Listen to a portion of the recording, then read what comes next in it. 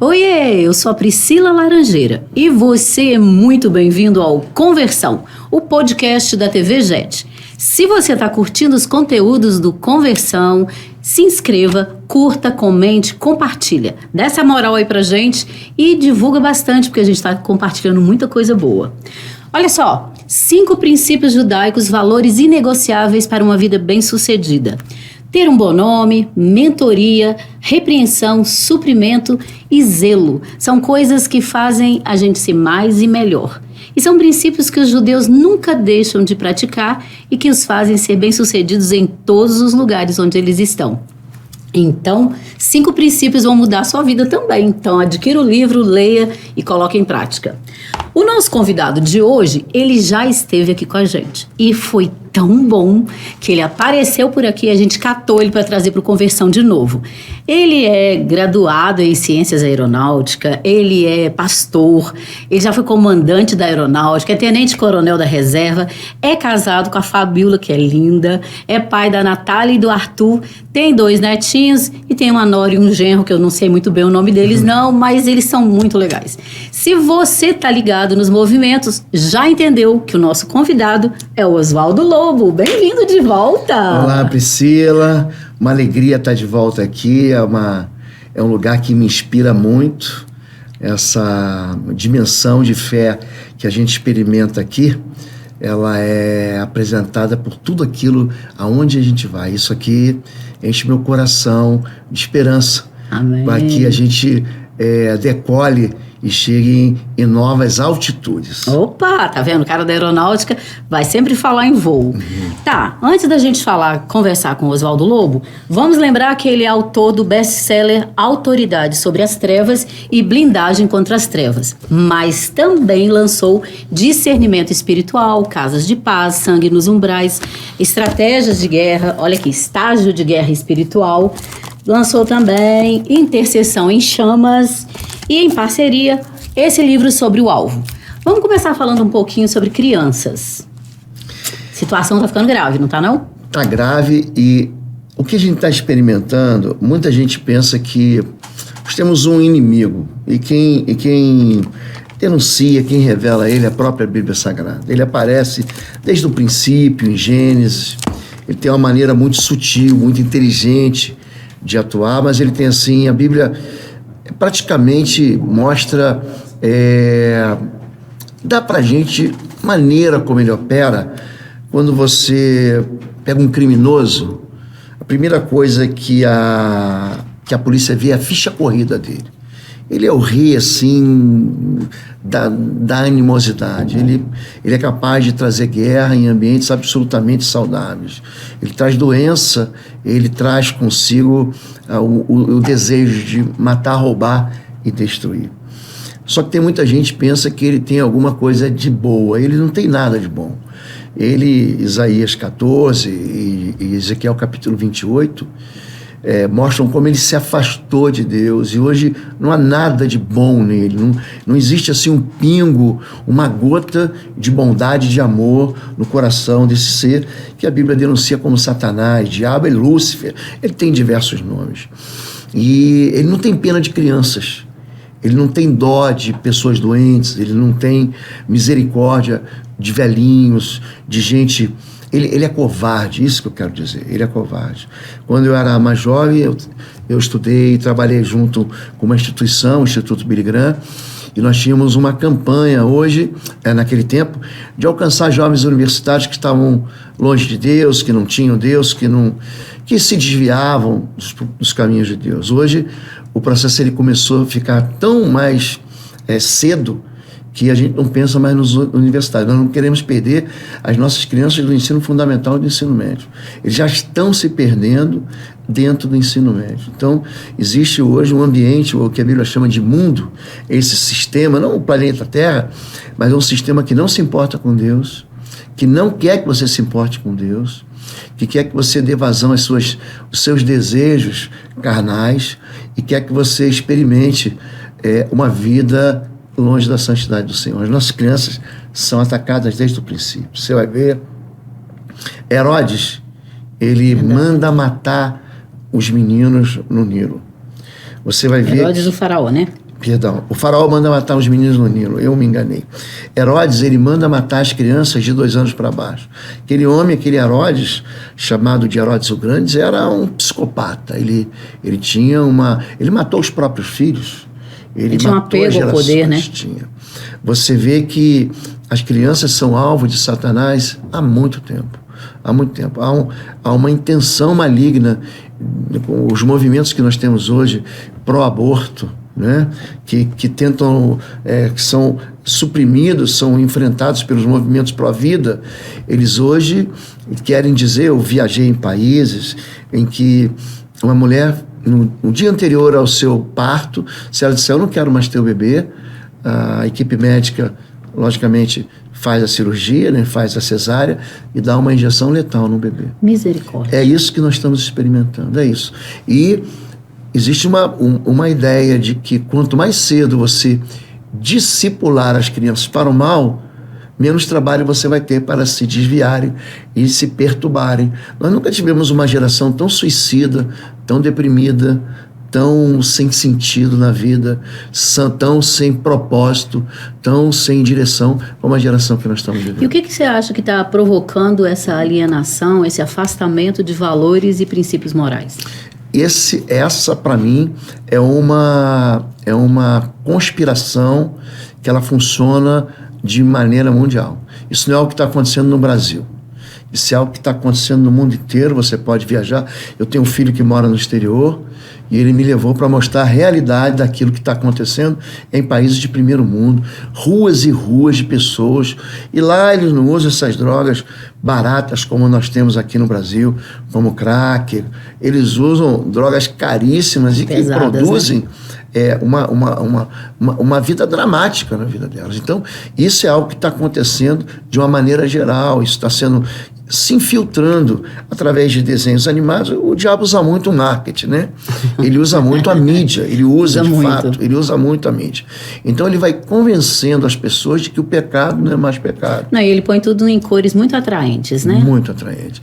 Então, há muito tempo atrás, se você falasse sobre a imoralidade, sobre o adultério, sobre o assassinato, sobre o aborto, você, na hora, via um levante, né? Existe uma janela. Um psicólogo famoso chamado Overton. Chama-se Janela de Overton. Então, você imagina que chegue aqui agora um político, alguém que tenha um poder na mídia, alguém que seja um influencer, e passe a dizer, não, a partir de agora, nós vamos autorizar homens a se casarem com crianças a partir dos 7 anos de idade.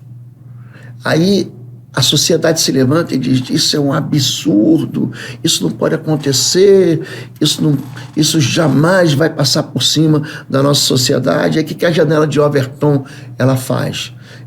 Não, você pode casar com crianças de 10, de 11 anos, mas de 7 anos não. Então, ela vai empurrando a sociedade para o destino que ela quer fazer, no destino que ela quer traçar. Isso tudo está acontecendo porque tem dentro das próprias escolas. Hoje você ensina algo em casa, você que é cristão, você que tem princípios e valores cristãos, e ele vai para a escola e ali dentro tem... Eu não estou nem me dirigindo só aos professores, tem professores cristãos também, mas o próprio meio que eles estão convivendo, de pais, de mães, está empurrando eles para dentro dessa janela. Então, eu recebi uma menina no meu gabinete há pouco tempo atrás, ela tem 11 anos, falou, pastor, na minha igreja, no meu colégio ninguém quer falar comigo. Porque ela é cristã. Não é só porque ela é cristã, é porque ela não se dobra, não é manipulada por aquele sistema que está na escola. Se você não beijar uma menina na boca, você é homofóbica. Se você não fizer do jeito que nós estamos fazendo, a gente não fala com você, você não participa de nada, você não vai nas festas. Então essa pessoa é segregada, ela é cancelada. Então ela aprende a ser cancelada desde pequena. Você quer ver uma coisa?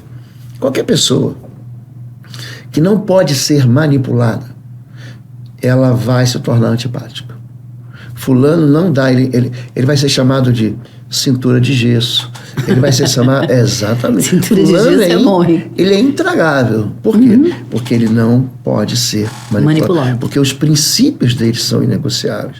Então, quanto mais cedo eu começo a mexer com a mente das crianças, mais cedo eu vou produzir o que eu quero no coração delas. É uma doutrinação. É uma doutrinação claríssima. Claríssima. Agora, com apoio, não é algo que acontece num ponto. Hoje, isso está mergulhado na sociedade. Eles dizem que demorou 30 anos para chegar nesse patamar. 30, 40 anos. Então leva tempo e eles vão com calma, né? Acabei de chegar de Jerusalém, a gente fez uma caravana por Israel e Egito. Eu entrei dentro do Museu do Holocausto. Você já foi lá também. E você vai ver que o Holocausto ele não começa exatamente no templo de Hitler. Ele começa muito tempo antes. Então ele começa quando? Quando a Alemanha perde a Primeira Guerra. A Alemanha é humilhada, há um tratado de paz que, na verdade, humilha profundamente a nação alemã. A nação alemã é empobrecida. A nação alemã ela é levada para o caos. Você sabe que a dívida da Primeira Guerra Mundial, da Primeira Alemanha, só acabou em 2010 agora. Muito recente, né? Então, aquele empobrecimento, ele teve como causador uma série de políticas enganosas. Mas eles culparam os judeus. Sim. Então a culpa, o que aconteceu? Você falou aqui sobre, posso pegar? Pode. 5 princípios judaicos, valores inegociáveis. O judeu, quando se fala de finanças, dentro do Antigo Testamento, aliás, dentro da Torá, dos primeiros 5 livros da Bíblia, Gênesis, Levítico, Número e Deuteronômio, tem 100 princípios de prosperidade financeira. O judeu leva aquilo a sério. O povo não judeu, até mesmo cristão, nem lê a Bíblia. Só que eles leem a Bíblia, eles colocam em prática. Verdade. Qual é o resultado da obediência? É o enriquecimento. A prosperidade, né? Aí a Alemanha pobre e o judeu está rico. A Alemanha miserável... Inimigo natural, tá né? Então eles dizem, a culpa é do judeu. A culpa é do judeu. E a geração, você falou que demora 30 anos. Quer fazer uma conta? A Primeira Guerra Mundial termina em 1918... E a Segunda Guerra Mundial, ela vai começar em 39. Então, quer dizer, você vai ver o quê? Que durante aqueles 20 anos, né? Toda aquela geração, ela é aliciada, há aliciamento sociocultural.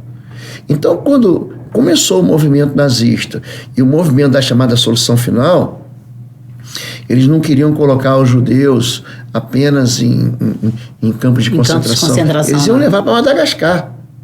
Ia ser lá, mas ia ficar muito caro. Aí eles resolveram por ali mesmo, né? Por ali mesmo. Então, o que acontece? Os judeus havia os campos de trabalho forçado e havia os chamados campos de extermínio. E ninguém achava ruim. Você, uma alemã empobrecida, eles davam para você a casa de um alemão judeu, o trabalho dele, o negócio dele, e você achava isso muito bonito. Achava natural. Quer dizer, eu trabalhei, eu me esforcei, eu produzi, mas o judeu ele deixou de ser gente. Então, existem valores, vamos trazer para o dia de hoje, os valores da consagração, da santidade, da família, eles todos estão sendo hoje minados. As meninas hoje com 10, 11 anos não querem abraçar seus pais. Porque dentro da escola ele aprende que o pai branco, opressor, o pai racista, ele é responsável pela maldade do mundo. Isso está sendo aprendido dentro da escola. Verdade. Inclusive, eles criticam qualquer coisa que nós falarmos que não foi o que eles aprenderam na escola, né? Exatamente. Eles estão criticando se você usa palavras que não eram pejorativas, mas que agora são. Se os seus valores estão errados. Os programas que você assiste são criticados. A sua ideologia política. Então, como é que a gente faz para a gente... Aí já tem mais a ver com esse aqui. Como é que a gente faz para adquirir essa blindagem contra as trevas? Se é uma doutrinação, se é uma estratégia satânica, a gente precisa aprender a ser blindado, não precisa? A proteção espiritual, ela é uma resposta à obediência. Certo. Você jamais será protegido espiritualmente se você não for obediente à palavra de Deus. Eu, da última vez que estive aqui, a gente falou um pouquinho sobre retaliação. Você lembra disso? Verdade, lembro. Algumas pessoas fizeram uma pergunta. Deixa eu explicar para você. A retaliação é uma doutrina espírita.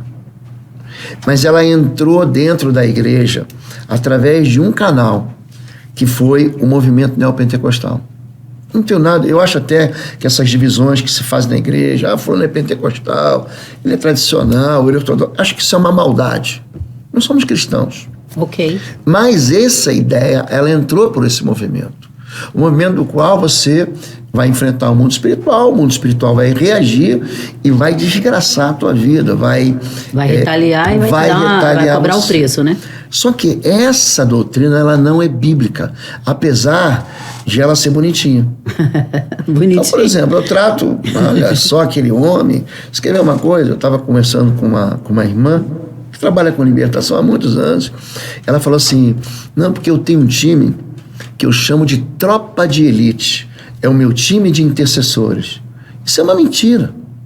Você dizer que a tropa de elite é a tropa de intercessores, ou você tem uma elite espiritual dentro de um ministério, é como se você disser que o ministério infantil, ou o ministério dos jovens, dos adolescentes, ou do louvor, eles não fossem ser atacados pela interferência satânica. Isso é uma grande mentira. E eu posso dizer para você, biblicamente, que tipo de gente sofre retaliação? Eu vou corrigir aqui. Pessoas que andam em pecado.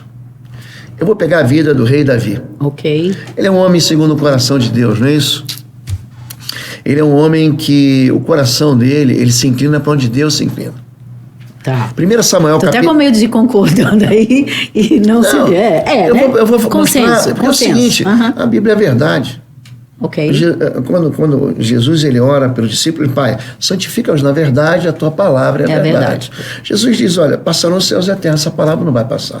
Então, não há ninguém que trabalhe com libertação, com guerra espiritual, que possa se divorciar da verdade bíblica.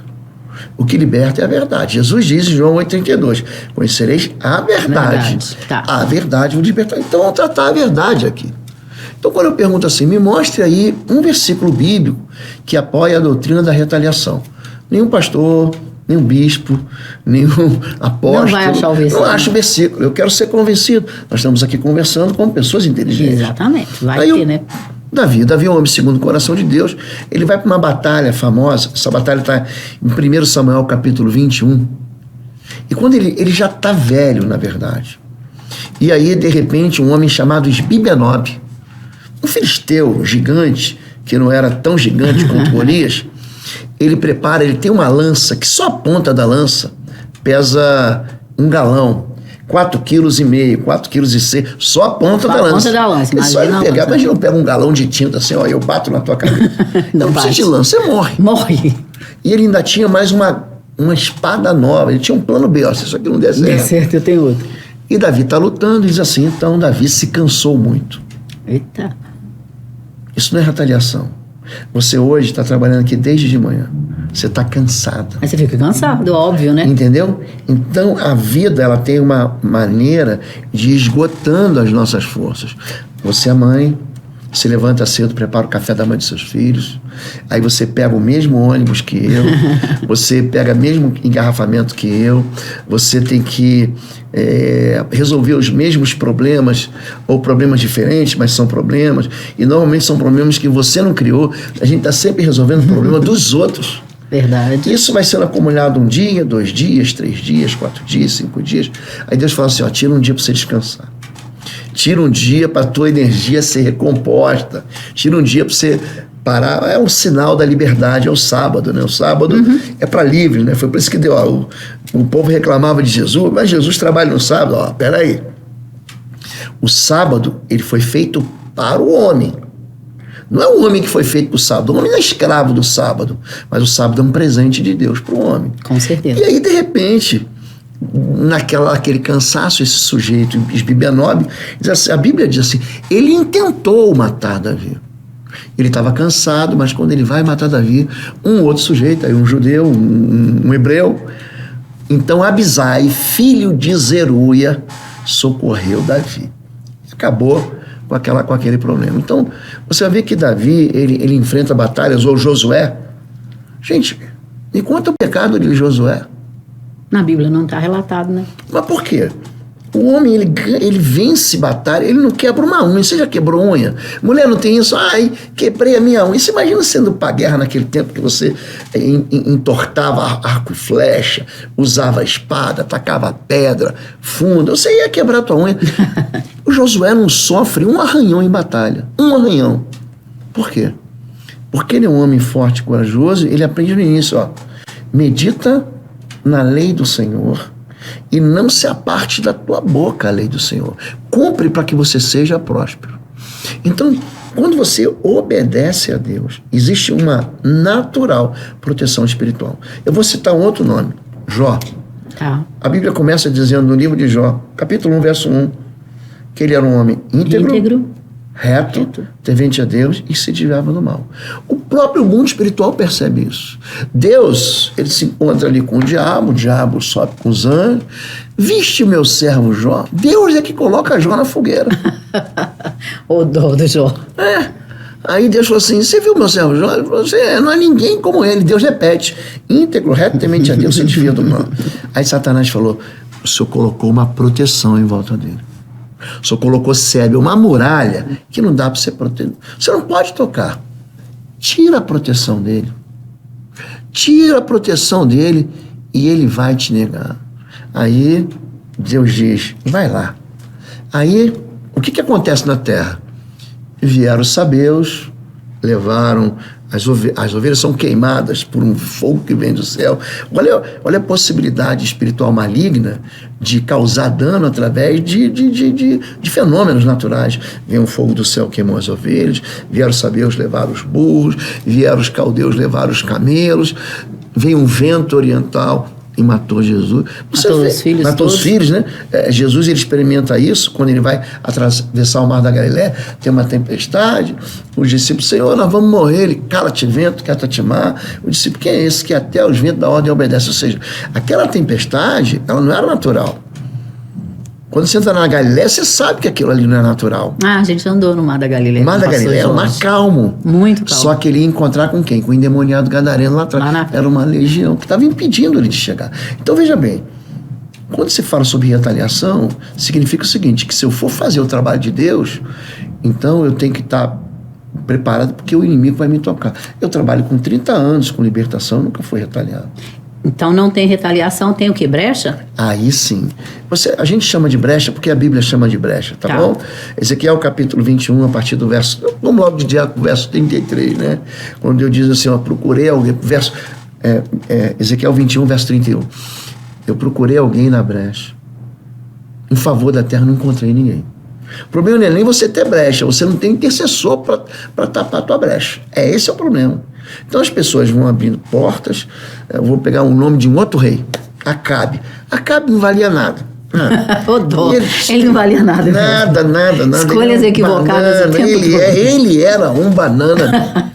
E a mulher dele... A mulher era bonita. Jezabel, filha de Etibaal, adorava Baal, né? O demônio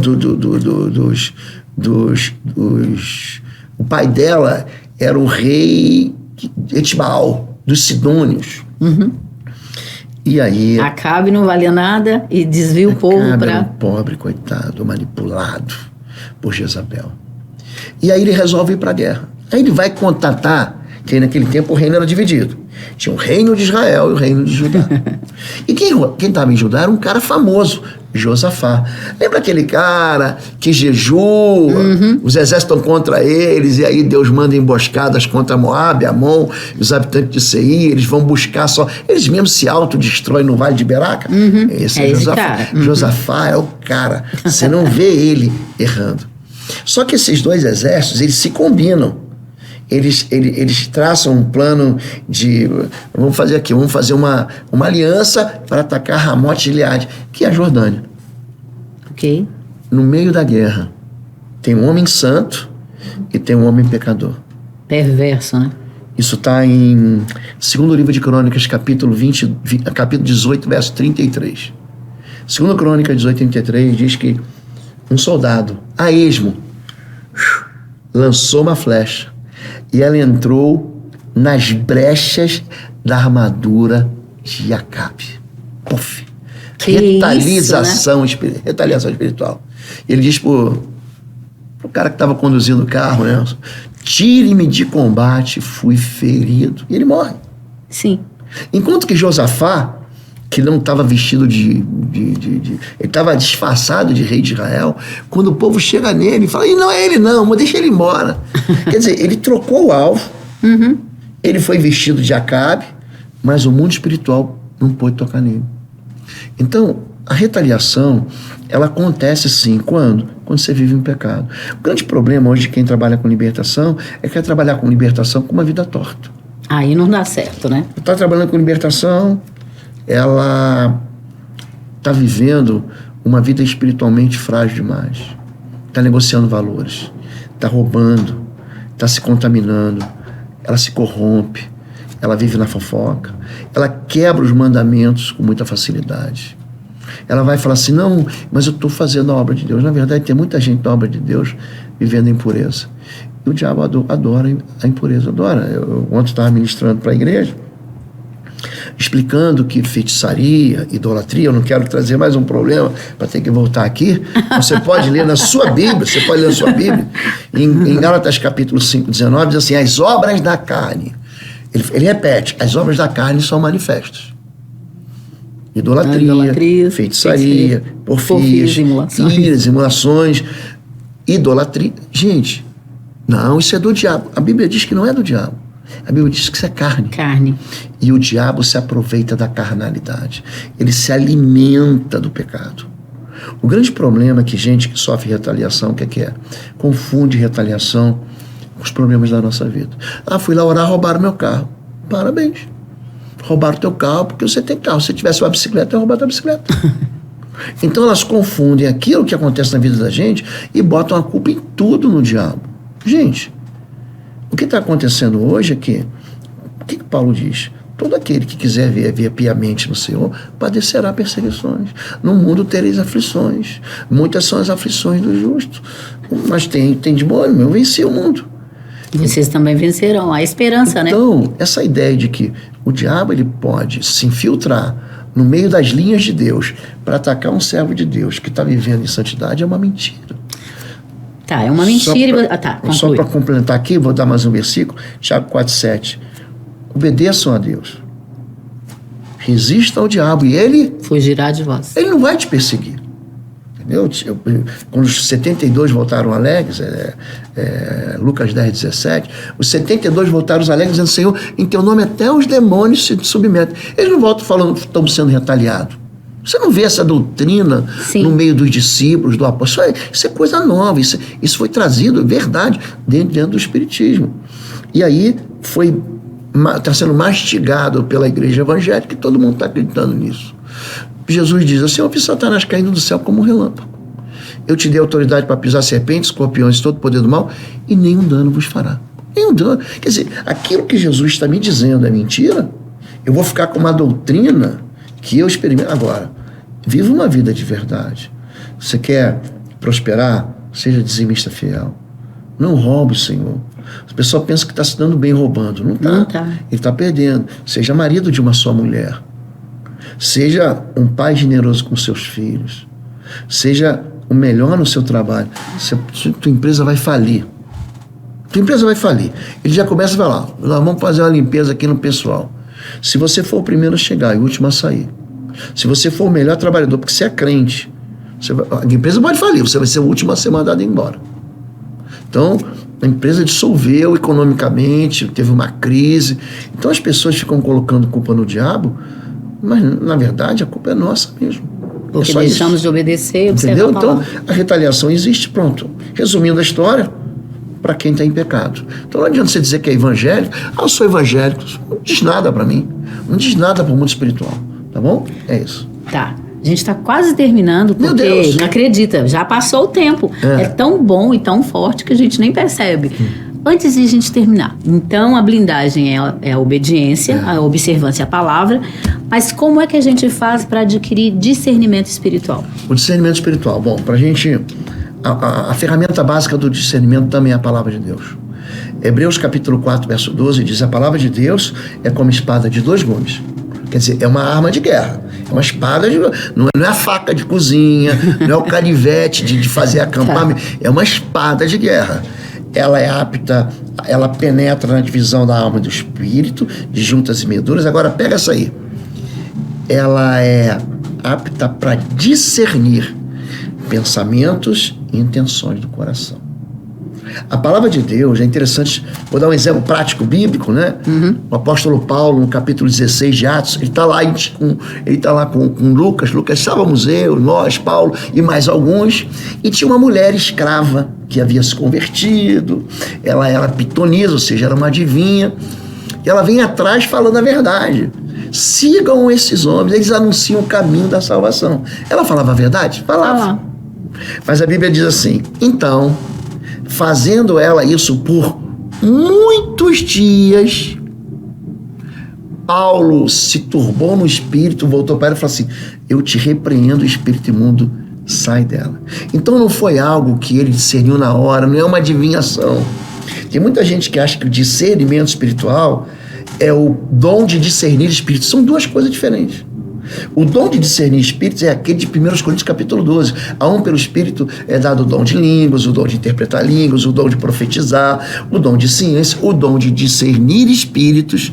Veja bem. E a outra é dado o dom do discernimento espiritual. Quem tem, por exemplo, é Eliseu. Eliseu viu meu pai, carros e cavaleiros. Lembra que Eliseu, ele vê os carros de fogo que vão acompanhar a subida de Elias? Você pega o capítulo 6, ele está cercado por um exército sírio que Ben-Hadad manda. Aí Geazi vem desesperado: Senhor, estamos cercados. Ele, não estamos não, né? Aí ele assim: eu vou orar. Senhor, abre os olhos do teu servo para que ele veja. O mundo espiritual, ele pode ser percebido, para que ele veja que maior em número são os que estão conosco do que aqueles que estão contra nós. E ele abre os olhos, ele vê uma colina cheia de anjos. Então veja bem, o discernimento espiritual, ele é uma ferramenta. A pessoa senta comigo assim e começa a conversar comigo sobre os dramas dela. A boca fala daquilo que está cheio do coração. O coração não é sentimento.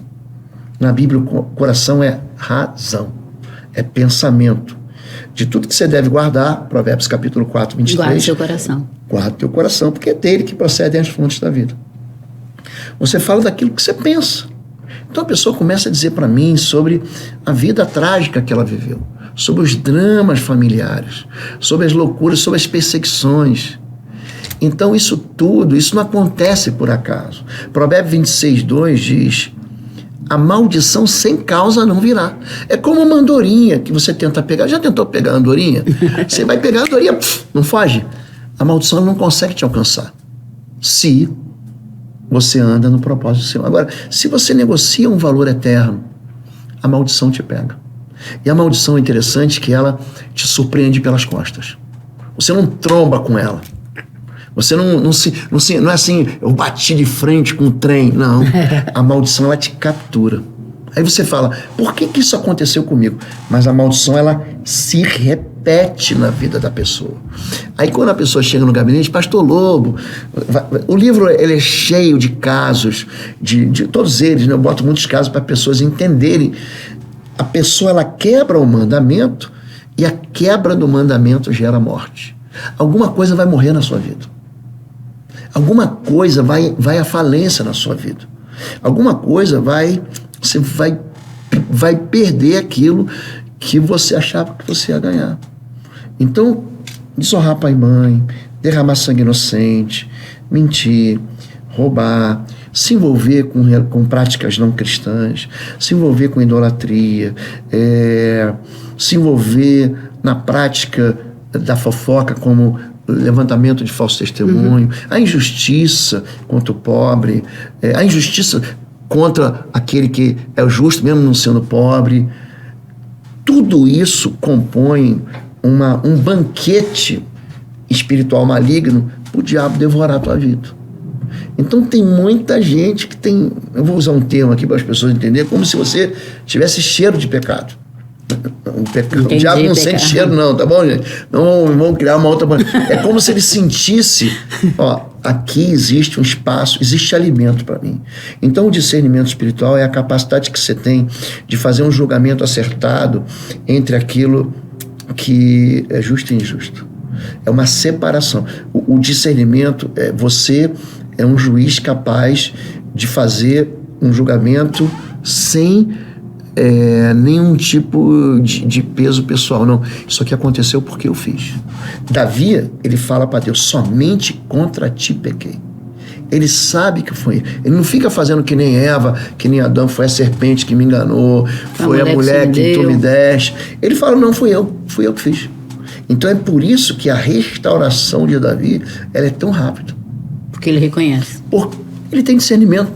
Fui eu que fiz. É interessante que quando Natan vai ajudar ele, tem muita gente que pensa que Natan vai lá para descer o cajado nele. Natan foi para ajudar ele. Ele fala o seguinte, ó, o que você fez em oculto é o segredo do coração. Os teus filhos vão fazer a luz do meio-dia. Triste. É triste demais. Mas ele fala, opa, pequei contra o Senhor. Ele vai dizer, a espada jamais sairá da tua casa. Porque você matou o meu servo Urias e tomou a mulher dele. Gente, Deus está contando para ele o que ele fez. Olha, o que você fez eu não gostei. Eu gosto muito quando Crônicas conta, porque Crônicas, você é escritora também, o livro de Samuel é a notícia. O livro de Crônicas é o editorial. Porque Deus dá pitaco no livro de Crônicas. Ele fala assim, mas isso o Senhor não gostou. Isso desagradou o Senhor.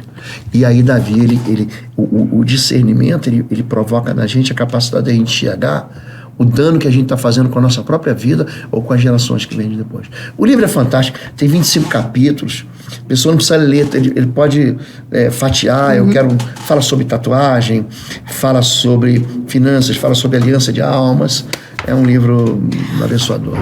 Eu sei que vocês vão ficar com muita raiva da gente cortar, mas o nosso tempo realmente acabou. Então, leia o livro Discernimento Espiritual. E olha só, nossa pastora Glenda Linhares considera um livro de cabeceira e super recomenda. No próximo Conversão, a gente se encontra. Curta, comenta e compartilha. Deus te abençoe. Deus abençoe, gente. Até a próxima.